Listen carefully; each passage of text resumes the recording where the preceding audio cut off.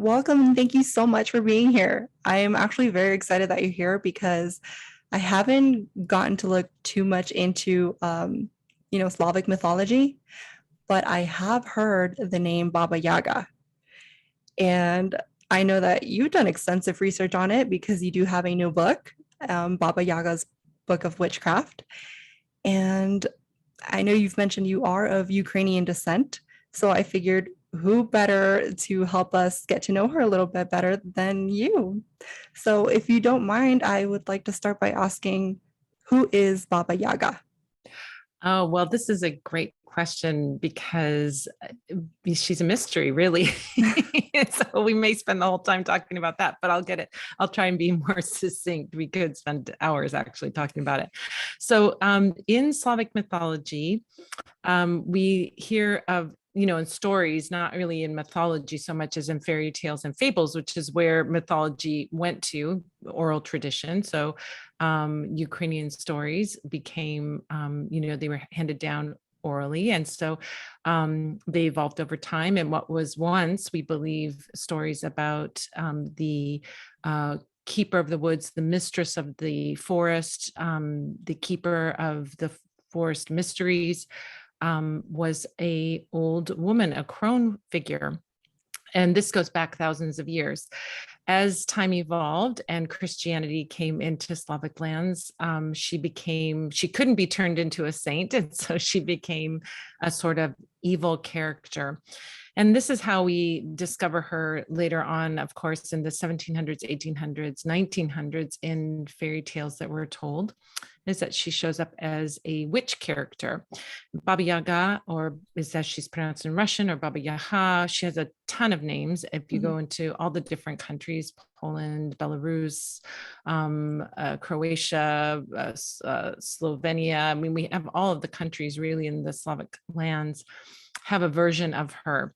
Baba Yaga, as we call her in English, is comes to us from Russian because Alexander Afanasyev wrote down some of these oral tales that were told, but she has lots and lots of names. Wow. And yeah, she's I would say, for people who aren't familiar with her, Mhm. she's kind of like the witch in Hansel and Gretel. I think most people in the States will be familiar with the Hansel and Gretel stories, which come from Germany. But Mhm. there's a witch that tries to put the kids in the oven, and she kind of crosses over with Baba Yaga. So yeah, yeah. As I was doing some research, I figured, I'm like, oh, she reminds me of the Hansel and Gretel witch because, she puts the children in the oven. And I heard can be depicted as a cannibalist. And, is tied with those stories about, taking the little children away, little children who are bad, So I figured, oh, wow, that's funny that they have that similarity. And you did mention she has a lot of names through different countries. And I did kind of want to go over a little bit about the etymology of Baba Yaga and what does that mean or what does it translate to? So Baba Yaga, the name Baba, the word Baba, is a very old word, and it usually means grandmother. In Ukrainian, it would mean grandmother or old woman. In Russian, they also have the same word Baba, and it would mean kind of a disparaging comment, like you're an old lady, but in a not Oh, nice way. So we see this kind of idea that she's an old woman, and so Baba is often given as a kind of way of saying grandmother. We would say Baba is like granny or grandma, is a kind of translation of that in Ukrainian. Babusia is grandmother, but Baba would be like what you would call your grandmother, just like you call your mother mom. So okay. yeah, and then Yaha, the second name, there's really some mystery around that, where that name comes from. They try to sort of tease out what the etymology is, but it might just be something that really it's so old that we don't know what the meaning of it is. So I can't say with any direct authority as to what Yaha or Yaga is, but it's sometimes associated with disease or curses or things like that. But I think it's something, there's more to the story than just this sort of demonization of her. you Right. know? It does go deep. I heard the same thing. Like I try to dig a little deeper into Yaga and what does that mean? But I got the same thing. Like it could mean evil or it could mean illness or, just negative connotations tied to that word. But she's a very interesting figure because she's very ambiguous. She's sometimes seen as evil, as a witch, like an evil witch. And then there are other stories sometimes where she helps out characters, although her words may not be as expressive as caring, but her actions are. Mhm, mhm. So could you go over that a little bit? Well, my in my research and doing my research for my book, I was coming across these stories, and as I started to see that in these stories, the more recent stories, if we look back, over thousands of years actually that these stories have been told, the more recent ones, which would be post Christianity coming into Eastern Europe, that's where we start to see her being an ogre or being an evil character. We go back to the stories that are even older than those stories, that we start to see her as being a bit more ambiguous in the sense, I mean, she's never a fluffy Glinda the Good Witch. I mean, there's no doubt about that. But in terms of her behavior, it's really like a tough grandma, and she will test you to see if you are worthy of having a reward, and then she'll give you a reward. Or she might be helpful and give you directions to some place, or in certain stories that's how she shows up. She's never the main character of the story. She's always kind of, either she's the antagonist in the later stories, or she's just sort of a character that the hero or heroine it stumbles upon and interacts with a little bit and then goes on with the rest of the story. So if we look back at those, and really scholars and ethnographers who have looked at these stories really believe that she is a character that was demonized by Christianity. And before that time, she was seen as this kind of what I would say is an initiator. So you know what an initiation Ooh, is, right? yes. Initiation means you're going from one state of being into what we would say a more advanced, or you're moving up, right? Right. Like graduation is you're leaving high school, but you're going on to your life, or you're going to college or a job or whatever, right? So there's an initiation there that happens Mhm. at graduation. We've seen initiations happen in secret societies like Freemasons, they have initiations and so on. And if we go back to the older systems of, village life, you would be initiated into a group. So let's say as a young person, you wanted to be a miller who is grinding grain, you would be initiated into the group of millers. If you were a warrior, you'd be initiated into the warriors. If you were a Oh, healer, you'd be initiated into the healers. The initiation process is tough. It's supposed to be tough. It's not supposed to be easy, because then everybody could be in the group, right? So if you're going that's to be a true. warrior, you have to go through boot camp. Even today in the military, right? You have to go Yes. through boot camp. If you don't manage boot camp, you're out. So that's probably a modern day initiation that's as close as we can see to what things may have been at one time. You had to get tested to Mhm. show not only that you were smart enough or capable enough to be a part of the group, but that you were dedicated enough to be a part of the group. Because if you aren't dedicated, you're not going to pass boot camp.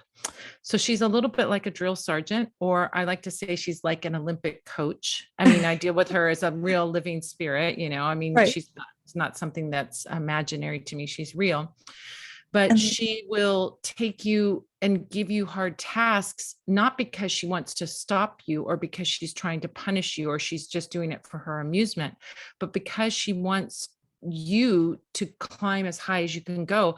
And she would believe in you more than you would believe in yourself.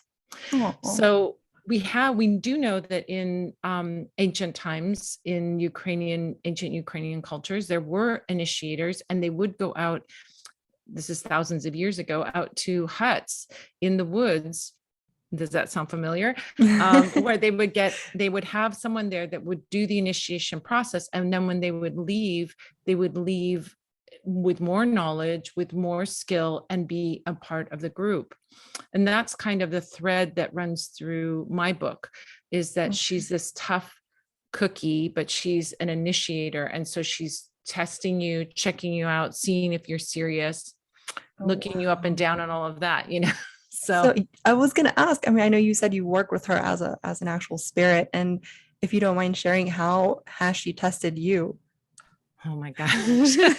Well, this story, this book that I wrote, when I first got the inkling to write a book, when you write a book, well, at least with nonfiction books, you send a book proposal to the book publisher and you say, hey, I would like to do a book. And they say, great, or no, or whatever. Right. So I brought this book to them and I had some information and I had some ideas about what I was going to work on, but I didn't really know how I was going to organize it. And, you know, you don't have all the ideas quite yet until you dive into it. But what I didn't realize is in this book, I had, in researching for this book, I had to not only research something that there are no other books written about Slavic magic in English, really. I mean, if we look at it, there's not any. And so, and certainly not about Ukrainian magic. So I had to look into like doctoral theses. And then I had to start looking at things that were written in Ukrainian. And I don't speak Ukrainian. Oh my So, gosh, that must have been, yeah, that's difficult. so I look at, if you look at how, you know, a Baba Yaga comes to work with you, this book was that perfect example of that. So I felt that when in working with spirits, she's like going, hey, do this book. Hey, do this book. Okay. So I say, yes, I will do this book. And I get into it. And in the middle of it, I'm just like, oh my God, I'm losing my mind and crying and wishing that I'd Oh, never signed on for it. But I pushed through with kind of that relationship of trusting her and knowing that there's a reason for this book coming out. And so I spent thousands of hours. It was all like 2 years. I was basically oh working wow. full time writing this book, you know? And then when does it come out? Right at the time that Russia is invading Ukraine, and all of a sudden people are interested in Ukraine. To me, Wow. that's the answer of That why when you work with spirits, this is the confirmation. that is Because two major years ago, confirmation. yeah, 2 years ago, I would never have even dreamt that any of this would be happening. Nobody knew what Ukraine was. I'd say I'm Ukrainian and they go, what? Wait, what? Now everybody knows. So Right. so it's this kind of work with spirits where you get a result and really a sense of what I see really is that I got a sense of accomplishment that I could do this and real pride in this book. I think of the books this is my third book that I've written. I'm most proud of this one. So Wow. And that's what so happens when you work with a spirit. because that was going to be my next question is like how did you become inspired or when and where did you hear that call to look into Baba Yaga or to start working with her? How did that happen for you?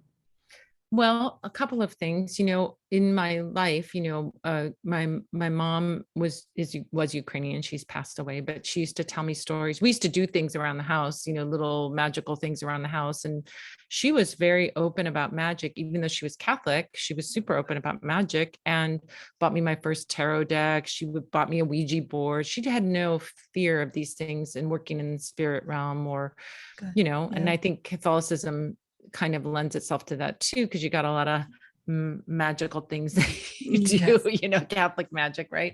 Yes. A lot of So rituals and yeah. exactly. And lighting, I say my first candle spells were in a Catholic church when I was a little girl, because you light a candle and make a wish. That's a spell, right? So Exactly. And yeah. And then I found when I was doing some research, a lot of churches are actually built on crossroads oh my because they're gosh. natural ley Yeah. lines. And Yeah. so, what do you think you're doing when you're going to a crossroads and lighting a Exactly. candle? Yeah, Right. exactly, exactly. And if you really want to find ancient sacred sites, go to old churches that are built in medieval times or, Oh, you know, Renaissance times in England, in Ireland and Scotland, wherever you go. These churches are built, and especially in Europe, they're built, and in Mexico too. I've noticed it in mhm. Mexico, everywhere you go, they're built on old sacred sites. You know, the old basilica in Mexico City was built on an old sacred site and Aztec sacred site. So, you know, Wow. this is what we find. So anyway, so in growing up, grew up in a magical household and we told stories about Baba Yaga. So she was kind of like always sort of there, right? But not really, I wasn't really interested in necessarily working with her. However, when I went through menopause and I'm becoming, when I am a crone now, I'm looking okay, well, where are my role models? Right. Where are they? I want to see an older woman who's powerful. And there really aren't in our culture, there's not a lot of them. I mean, we have a few, but really, they're not a lot. Yeah. And so that's when she really, I believe, said to me, I'm ready, you're ready to work with me.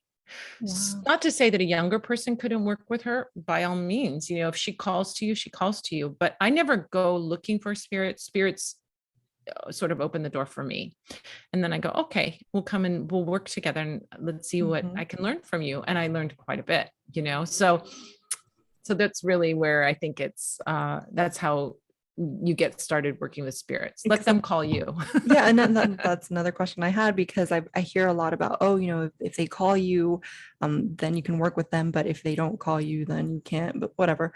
And so I was wondering, were there any signs? Did you just keep hearing a lot about her? Did her name come up, or what were your signs? Well, for me, I can only describe it as they keep pestering me. So it wasn't like I was seeing specific signs that I would like, there was something, but I just I would kept getting reminded of her. It was And I kept annoying. thinking about her. Yeah, I'm a clairsentient, and a Mhm. claircognizant. So it's going to be inner knowing, inner feeling, that I come from.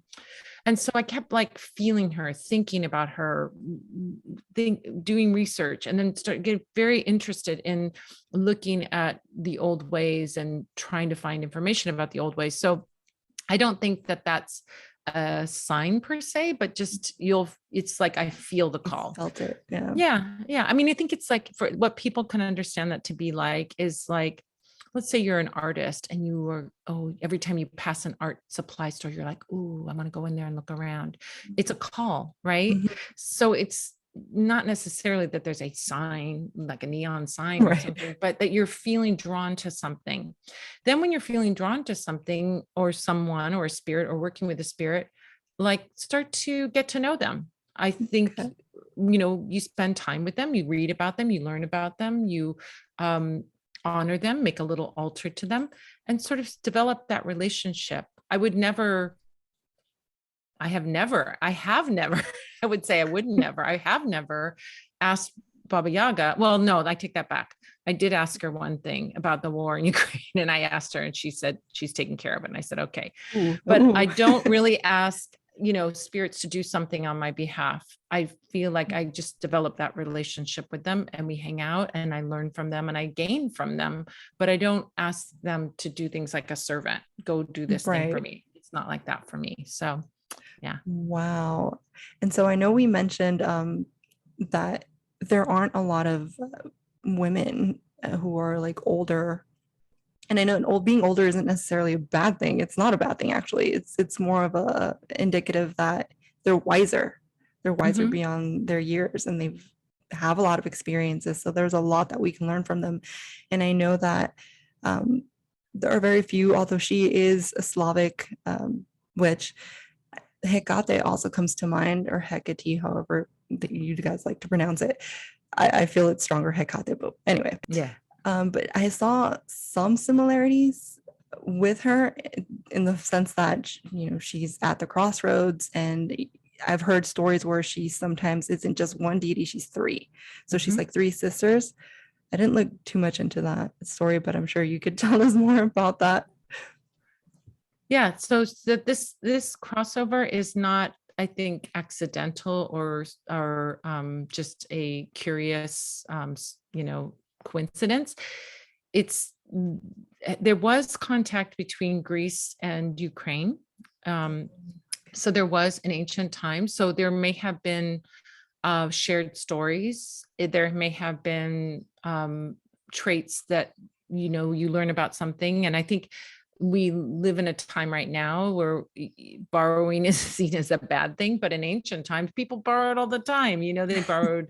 Oh, the classic example is the Romans just taking the Greek pantheon, changing everybody's name, and now they got a new pantheon of gods and goddesses, right? Right. So back then there was a lot of trading of information, trading of stuff, and actual trade of items as well. And so along with that would come the stories and the traditions and the rituals and the recipes and the spices and the whatever, right? Mhm. So that fact that there was contact there and that there are similarities with, for example, Hecate being at the crossroads and Baba Yaga being associated also with that liminal space of the crossroads and their beliefs around the crossroads as well. I think that is not coincidental. The interesting thing too is that the Celts, the ancient Celts, actually came from central and the sort of western part of Eastern Europe. So they traveled to and moved through Europe and then ended up in Scotland and Ireland and Wales. And if we look at that, the ancient Ukrainian practices and the ancient Celtic Druidic practices, there's a ton of crossover there. So we can almost say that there's this, as we look at like these dark goddesses in other cultures, we can see that there's a lot of similarity. And I don't think it's a coincidence. I think that there was a shared goddess that was, shared and known by everyone in ancient times. Right. And I think as you go back really far, we wouldn't see them as goddesses, we would see them as spirits. That's the animist tradition. It's not this pantheon of gods that are, hanging out on top of Mount Olympus or hanging out in the clouds. They're actually spirits that are around us and here and present. So yeah. And then because I also, although my next example is not a feminine example, I also it kind of reminded me of Papa Legba, because I know that Baba Yaga is also known as bony leg. That's probably one of her epithets, right? Yes. And so that immediately made me think of Papa Legba, and he works, with spirits. He's a Loa of spirits, and so is she. And I'm like, wow, I'm finding all of these, I guess, dark entities that have similarities. And I'm like, that is fascinating how they can all just come together. Yeah, I know. What's so interesting to me as I do this research and look more and more and continue to research and learn more, I see so much that we share. There's so much that we share in common when we go back to our ancient ancestors. This is audio, so people aren't going to see this, but you can see behind me, there's a blanket on my couch. Someone would look at this blanket and say, oh, it's Native American, it's from Mexico. It's Ukrainian. Oh, this wow. weaving was done in Ukraine, just as this is an old wool carpet. So this kind of thing that we think of as being so unique and special, there are unique twists everywhere, but we have so much in common with all of our traditions. And we can find like, oh, hey, I call her Hecate. Oh, I call her Baba Yaga. I call her Morena. I call her this. I call her that. So we can find these similarities and really celebrate them, and then also celebrate our unique little twists on it, I think, That is pretty amazing. And okay, so I listened to your podcast, the new one that you have, and on it, I know that one of your first, is it your first episode, I believe, on Baba Yaga? I know that you mentioned that when you get your book, there's also a story about the birth of the sun in there. So I was curious about that. I'm like, oh, I have to remember to ask her about that. So does that have something to do with Baba Yaga, or like how she tells it, or is that more of like the Slavic spiritual practices? Well, there's lots and lots and lots of ancient mythology, and especially around the sun. I mean, we know that this was something very important for all people. Again, this is a common thing. I mean, if we go back into the old stories in, Aztec stories or Native American stories or Japanese stories, or, we can go into any culture and you can find these stories about the birth of the sun and how, the sun gods were there and all of this. This is the sun is something that is very, very important. I just taught a class on sun magic and how all these ancient cultures, they had such advanced knowledge, like they were doing these basically doing observatories where we have something like Stonehenge, but there's Stonehenges all over the world, not literally Oh, hinges, but there's pyramids. If we go down into South America, Central America, we go into Egypt in right. the pyramid complex. They're all designed to mark the summer solstice and the winter solstice, or different astronomical phenomenon, right? Mhm. So in the Ukrainian story that really is about not quite the birth of the sun, but the one I want to share to you that's so important, we find that eggs are very important in Ukrainian magic. If you've ever seen Ukrainian Easter eggs, they're very intricately decorated. They're Mhm. decorated with a wax resist method. It's like batik cloth in Oh, wow. Indonesia, but we do it on eggs, right? And so you put some wax on it, then you dip it in one color, then you put some more wax on and you dip it in another color, and then you take the wax off and you've got this beautiful decorated, intricately decorated egg. Wow. So eggs are very, very important and very magical. But if we go back really far into the legends about the eggs, Ukrainians believed that the yolk of the egg was a piece of the sun. Oh, And so what it was that they believed is that the birds would be, we humans could not reach the sun, we could not touch the sun, but they believed that either metaphorically or literally birds were able to go up to the sun. Because right, if you're standing on earth and you watch a bird, it's gone. Where did it right. go? It could go up as high as possible, it could go up as high as the sun. So they believed that when the birds came down and laid their eggs, that the yolk inside the egg was a piece of the sun, a gift from the sun for humans to enjoy, Oh, whether wow. we eat it or we decorate it or we use it as an offering. Eggs are really, really important. Right. And then we go back to this other kind of cross-cultural thing. There's also an egg cleanse in Ukrainian healing magic that is almost, I mean, I would say it's 80% the same as Olympia in You're right. Mexican curanderisma, you Yeah. know? It's Yeah. like this, it's like the same thing that they're doing. They didn't have contact with one another. How did that happen? We don't know. People just realized that eggs are powerful and eggs are magical, right? And there's different variations of that.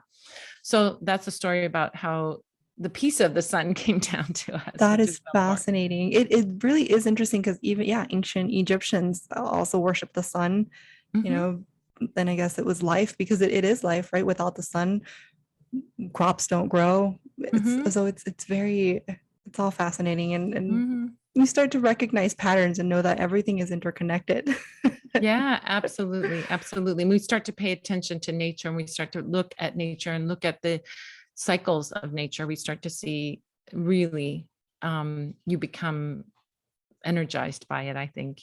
Yes, because yeah, I believe our the ancients did have a lot more knowledge, or at least they were more connected with nature and they paid more attention and were more in tune with it. So Mhm, that's lovely. Um, yes. Is there mhm. any last thoughts or any advice that you would want to give to someone who is looking to start working with Baba Yaga? Well, I get this question once in a while, and I always say to them, be prepared. She's going to give you hard tasks to do, but they're not going to be impossible tasks. They're just going to be tasks that push you beyond what you think are your limits.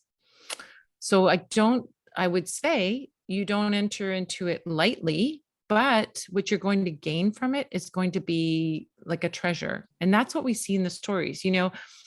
In all of the fairy tales and fables where she shows up, in the ones where she's the donor, where she's giving something to someone, she's testing someone. And then she gives them a gift at the end if they pass the test. There's always like, it's funny because there'll be a story where there's like a good daughter and a lazy daughter, right? The lazy daughter won't pass the test and then something terrible happens to her, but the good, hardworking daughter does all the jobs and then she gets a reward. And it is always something very magical, very special, and something that really um, makes her life so much better.